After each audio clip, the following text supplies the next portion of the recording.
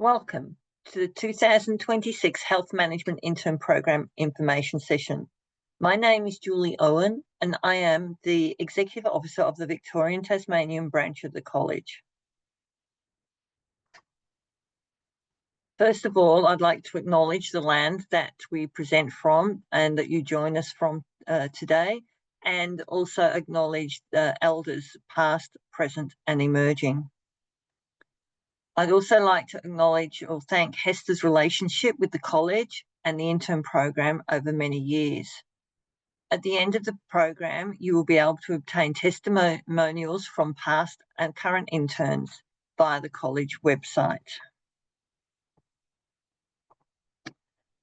The Australian College of Health Service Management, or the College, is a peak professional body for health managers in Australasia, and it brings together health leaders to learn, network and share ideas. The mission of the college is to recognise, develop and support effective health leadership and management to deliver quality services and improve health and wellbeing. It does this by providing the best professional development and networking opportunities for health managers, advocating for and promoting the health management profession, recognising achievements of health service managers, promoting innovation and excellence. The college's constitution, rules and strategic plan may be viewed on the college website. The Health Management Intern Program, or HMIP as it is colloquially known as, commenced in Victoria in 1990, and it is a paid internship. It is designed to prepare health managers to undertake a diverse range of management roles at a middle and senior level within complex health organisations. This is an intense course designed to test the ability to cope with large workloads, organisational and time management skills. Most graduates of the program are employed in operational roles, project management, AR, HR, corporate roles, strategy and planning within health complex organisations, and it is a competitive entry. Management interns undertake a development program which is designed, administered and delivered by the college in consultation with placement organisations. The desired outcomes of the program are to provide qualified and skilled entry-level managers, to provide a structured program of experiential learning in a range of health contexts, to provide a mechanism for employees to transition from clinical to management roles, to complete a relevant postgraduate course of study in health management, to develop and be assessed against a range of management competencies, and provides a collegiate environment where individuals can achieve their potential. The college delivers the HMIP over 2 years. It consists of 3 components. Firstly, the work placement component. This is a 2 years paid, full-time experiential learning. Academic component is the completion of a master's program in a relevant field and is a part-time external study.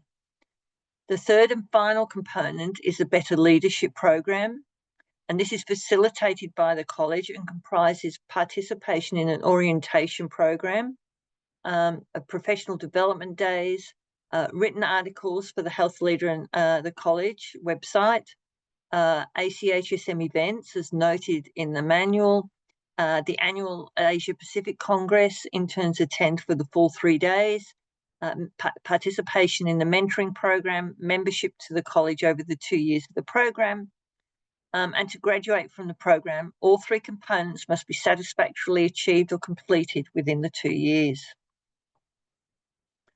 First of all, I'll talk about the work placement. These are full-time, that's 9 to 5 placements, and there are 4 placements of 24 weeks over the 2 years, so there's 2 per calendar year. And these are generally at different organisations. There is usually 1 at the Department of Health and 3 at other organisations such as metropolitan or rural hospitals, community health, primary healthcare networks. Each one is a very different experience. At each placement, you will have a preceptor and a supervisor. The preceptor is your overall supervisor or manager, generally someone very senior in the organisation, and you may meet with them once a month or once every 2 months. You will be allocated a day-to-day supervisor. You will meet these before your placement. It is important to note that you should not assume that you will be able to work from home. Most placements require interns to be on site Monday to Friday. And it is the college's feeling that the interns need to be on site to experience the full learning potential. When you're actually on site, you get to be invited to meetings that you wouldn't normally attend. You get to be involved in conversations that are happening, and you gain information and learnings by osmosis. Placements are found by ACHSM, however, not often at the same organisations, and it depends on each placement period about which organisation or which department in an organisation a placement is available. Interns must take the placement offered. So just for your placement expectations, you will not be acting CEO in a placement. You are an intern and you are there to learn health management and leadership. You will gain a breadth of experience in areas such as quality, planning, finance, business, HR, health promotion, as well as logistics, catering and engineering. You will be doing project work, admin work, stakeholder engagement. Often interns are asked to do minutes for meetings. Some of these meetings are quite senior, so you get to go to meetings that otherwise you wouldn't be involved with. And it's as well as documenting the minutes and what happens in the meeting, it's a very good experience to see how meetings are conducted, how leadership guides the meetings, and how any issues around debates or conflict are discussed and resolved. Your actual work will depend upon the placement organisation needs and also the course competencies. It's important to note that the placements are not necessarily task structured, such as like nursing or pharmacy. So, for instance, if you're a nurse or clinical, you might turn up to work at 7 a.m. You have handover, you might do a drug round, you might go to tea, then you do some other work, you have lunch, you have handover. So although the patients are different and may have different requirements, the structure of the day is very similar. That is not necessarily the case in the internship. You may have to pivot very quickly from one project to another, and the time requirements of those projects may be intense. But placements also offer other learning opportunities that interns should participate in, opportunities like other courses that organisations run. The academic component is a fully funded master's program, and currently that's a Masters of Health Service Management provided by the Griffith University. The academic component must be completed within the 2 years of the program in order to graduate from the intern program. It currently is 2 units per trimester over 2 years, so a total of 8 units. However, interns generally have 2 workplace recognition credit.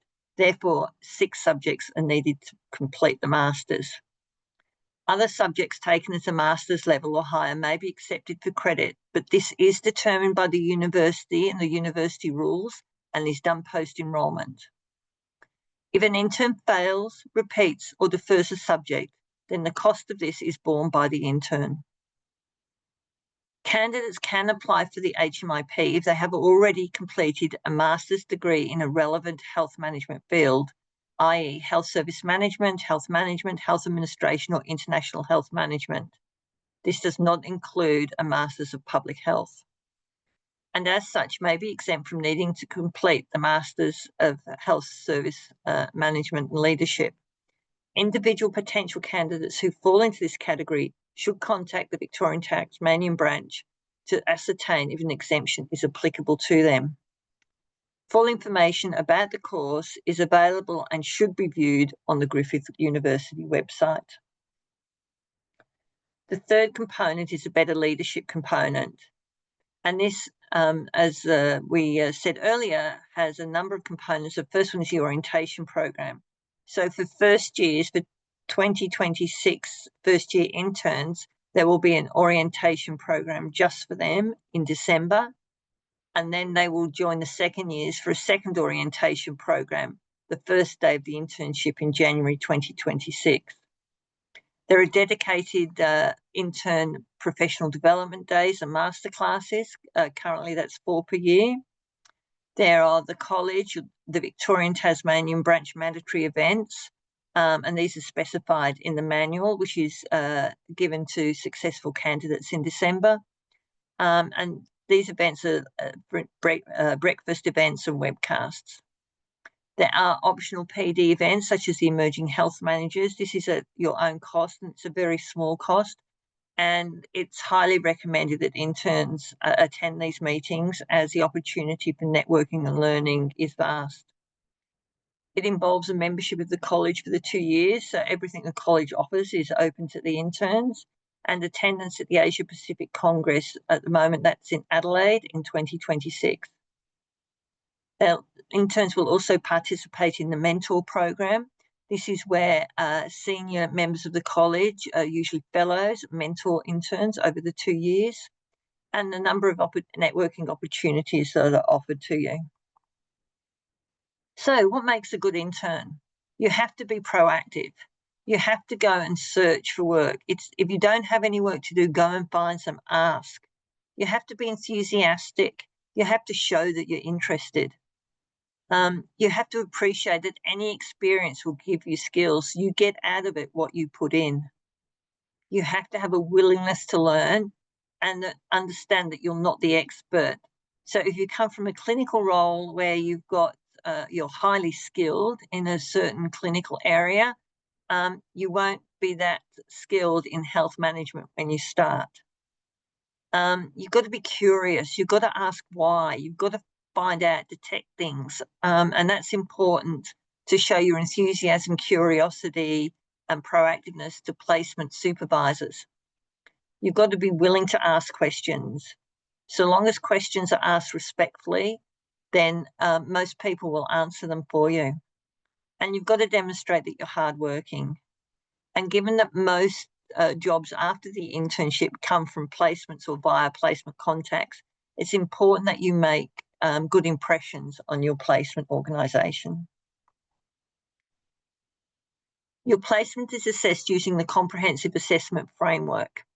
It's structured around action and enabling domains and reflects that of the healthcare leadership competency model. It does consist of 2 domains: action domain, which is 35 competencies, and enabling domain, which is 32 competencies. And this is assessed jointly by intern and placement supervisors and preceptors. The competency framework is available via this link, and this presentation is obviously up on the college website, so it's easily accessible for you to have a look at. There are 4 levels of competency: novice, learning, competent, and proficient. Over the 2-year program, all interns are expected to improve their competency level in all subdomains. Interns are expected to reach level 2 competent by the end of their 2-year in the majority of competencies. A proficiency level is highly unusual in an intern. These competencies are to take you through the next stage of your health management and leadership journey. So it's usually you gain proficiency levels usually when in your first few years after the internship. So recruitment. Applications open on Friday, the 11th of July, 2025 and close at midnight on Sunday, the 3rd of August, 2025. No late applications will be accepted. There are 2 ways you can apply. One is via Seek, or preferably directly via the college website. On the college website, there is a comprehensive application form that needs to be completed. If you apply via Seek, we will send you the link to this application form. There is then online testing for applicants who are deemed potential suitable candidates. You need an undergraduate degree from a recognised university in any field. Health is preferable, but not essential. And it's highly desirable that you have 3 years work experience. Applicants may be in their final year of university. However, you must demonstrate exceptional ability and leadership skills in other areas. You must be an Australian citizen, permanent resident, or have unrestricted working rights for ongoing work.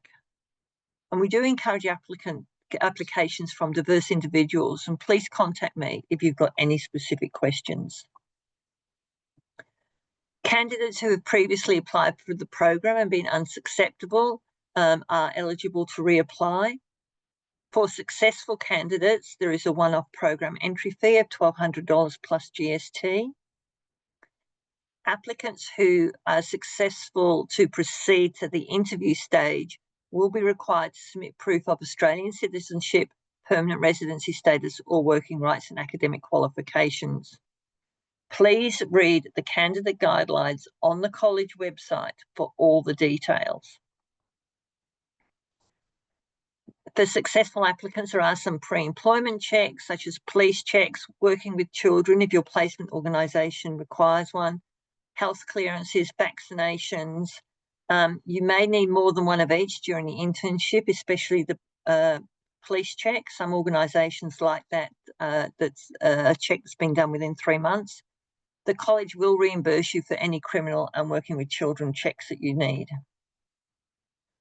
So the timeline for recruitment is the online applications open on Friday, the 11th of July and close Sunday, the 3rd of August. As said earlier, you can apply via SEEK, where we send you the comprehensive application form, or you can access directly via the college website. All candidates must read the candidate guideline and watch this information video. The online assessment, so for candidates whose application form is assessed as suitable for potential progression, you must complete the online assessment task, which will be sent to you. The interviews, the first interviews are group tasks where the candidates are put into groups and have tasks to do. And that's held on Wednesday, the 13th of August from 8:30 to 2. Successful candidates from here that progress to in the second stage, which is the individual interviews, which is where you have a one-on-one interview with the panel. And these are on Wednesday, the 20th of August. If you apply, please ensure you are able to attend the interview on these dates. The group interview is in person in Melbourne, and the individual interviews will be online. Offers will be made from September onwards, and unsuccessful candidates will be advised around the end of October. The employment arrangements. You have a 2-year contract with the college, and you are an employee of the college through each placement. Interns must abide by the policies and procedures and code of conduct of both the college and the placement organisation. The current salary for a first year is $60,000 per annum, and the second year is $62,000 per annum. But on top of that, all your university fees are paid, and the mandatory professional development costs are also covered by the program as outlined in the 2026 manual. You have 1 week's leave in July and 3 weeks at Christmas. And some interns who are clinicians before coming into the program look at continuing their clinical work. You just have to keep in mind that the workload of the program is intense, so you need to be able to manage both. You need to ensure that the work that you're doing clinically isn't in a conflict of interest with the program. For instance, if you're working on a policy to restructure, say, an emergency department, and you actually work as a physio in that emergency department, then that is a conflict of interest. And also, of course, you must keep up your professional indemnity. So past interns have come from various backgrounds. We have a lot of interns from allied health backgrounds. We have had dental therapists, nurses and midwives, medical research, mental health clinicians and non-clinicians. We've had a lawyer, an AFL footballer, pharmacists, health promotion, someone from the army, and elite athletes all go through the program successfully. So as I said earlier, there are 2 orientation days for first years. The first is on Wednesday, the 3rd of December, and that will go from 9 to 5. and the second one is the first day of the intern year in 2026, and that will be on Monday, the 12th of January. Your first placement will commence on Tuesday, the 13th of January. And the semester dates for next year are up there too. So some frequently asked questions. I'm from New Zealand. Can I apply for the program? Well, if you have full Australian working rights, you are eligible so long as you meet all the other application criteria. I'm currently doing a relevant master's. Can I keep doing this, or do I have to switch to the Griffith one? The master's associated with the intern program is currently the Masters of Health Service Management from Griffith University. If you are enrolled in a different university, then you may apply for credits. However, the granting of credits is according to university policy. For more information, look at the Griffith University website. Can I do the program part-time? No, the program is full-time. Is there an age limit? No, there's no age limit. Applicants must meet the criteria and be able to relocate to regional or rural areas for one of their placements. Can I choose my placements? The placements are designed to offer a broad range of experience for interns. One placement is usually at the Department of Health and 3 other in health organisations, metropolitan or rural.